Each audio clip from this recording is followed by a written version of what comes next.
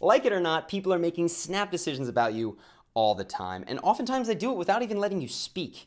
Quite frankly, you do the same thing to them, which is why in this video I want to talk about, well, Valentine's Day is coming, so we're going to do 3 subtle things that you can do to be more attractive with your body language. Nothing to do with what you're saying. So I'm just going to jump right into it. The first one is something that people do wrong, and that is T-Rex arms. I'm going to illustrate this with a story because I think it's the easiest way, and it was one of the most, well, vivid ways which I learned it.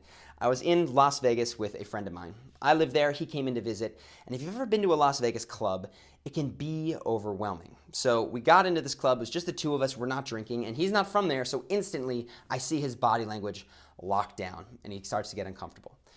To his credit, he starts to walk up, he sees a group of women, he walks up and says hello, and does not go well. His lack of confidence shines through, and they disappear within pretty much 15-30 seconds. Say, it's all right, man, don't sweat it. We're just going to go. We'll have fun on the dance floor. Go to the dance floor, and the same lack of confidence is shining through. He's not moving very much. He's kind of dancing in this little box like a T-Rex. So I say, hey, lift your elbows off of your rib cage. Be a little bit more expansive. Be expressive, and just dance as goofy as you can. Now, this is silly, but he does it, and he looks goofy for a minute, but really 2 things happen. First off, because there's a feedback loop with the way your body works and the way your mind works, as he starts to move in a more expansive way, he starts to feel more confident. And I'm sure you've experienced the same thing, or perhaps the reverse, when you walk around like this. The second thing that happened is that people started to notice him on the dance floor, and, well, we started dancing with some people. Not only that, when we went off the dance floor, he maintained those kind of expansive gestures, the pointing like this, moving around, not having his elbows glued to his side.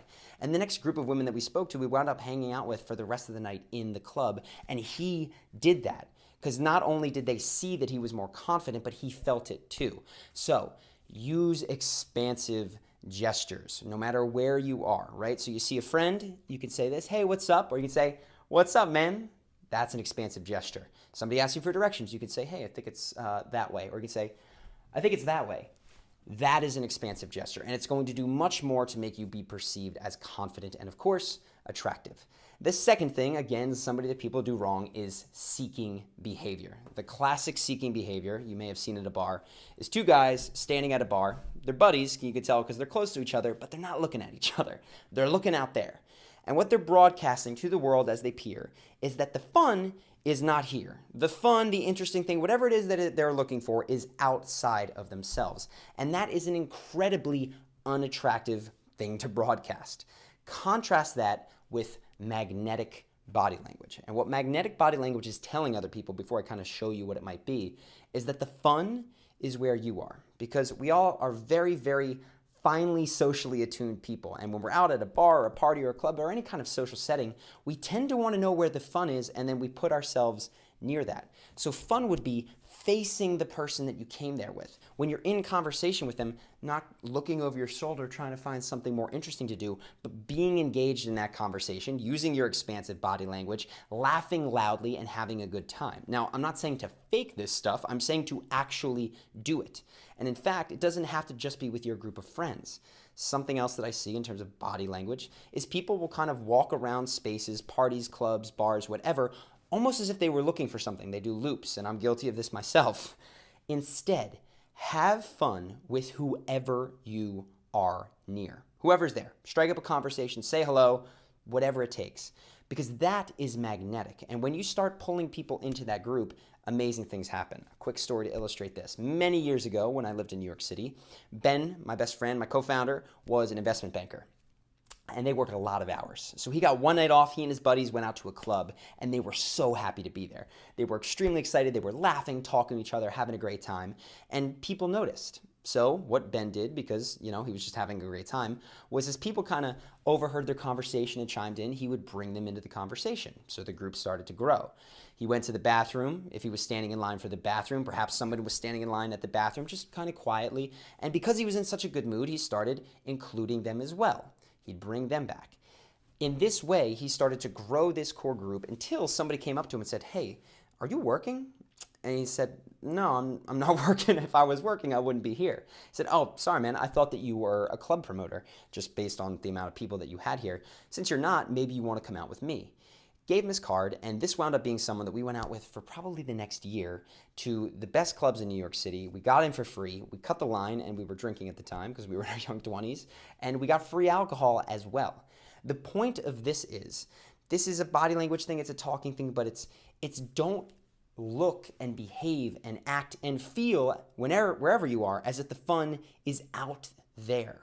Have fun with whoever is nearby. So just think, if you're ever being bored or boring, standing in line, waiting for the cashier, wherever, make sure that in your immediate periphery, there's always someone around you.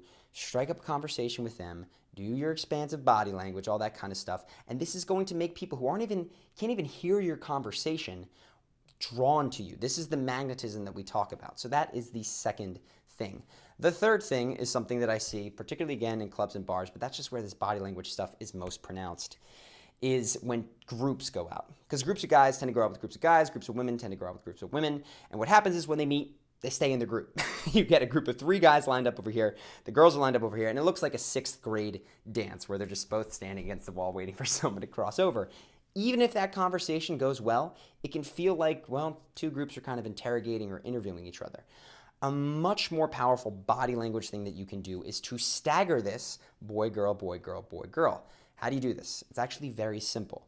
When you walk up to a group with your buddies, you say hello, you're introducing yourselves. A very simple thing that you can do is just, as you're shaking hands, to step in and stand next to as opposed to across from the person that you said hi to make room for your friends who might be saying hi as well. If that's not something that you're comfortable with or that doesn't happen at the very beginning of the conversation, again, very simple. Just wait until you guys have been talking, and if you notice that this happens, and say, hold on, this feels like we're at a 6th grade dance with all the boys on one wall, all the girls at the other. Let's stagger this. And you can just move yourself over, go here, okay, here, better. Now we look and feel like a group of friends. And people will laugh because it's funny and it's true. And then, well, you're out there and you're doing it. So that will change the dynamic of the group. And you can have the same conversation and it's going to go much better. And you'll be perceived as more attractive for being the leader and for setting that up. Those are the 3 subtle things, but I'd be remiss if I didn't do one more, perhaps more obvious thing, but you got to include it in body language, and it's smiling. This is the simplest thing to make you be perceived as more attractive, friendlier, more approachable. We've got a video on the perfect smile. I won't go into it in detail here, but I couldn't leave it out of this video. All of these things fall under the realm of things that typically high self-esteem people do fairly naturally. And while you can start to layer the behaviors on before the self-esteem is there, it's helpful to take a 2-pronged approach, right? Put the behaviors on, you can fake it till you make it, but also begin to develop that self-esteem internally. Hope that you guys enjoyed it. If you have any questions, go ahead, leave them in the comments below. And if you want to see more like this, make sure to subscribe and of course to hit that notification bell so you don't miss any other tips. Have a happy and wonderful Valentine's Day, no matter who you're with, right? Be magnetic, have a good time with the people around, and I'll see you in the next video.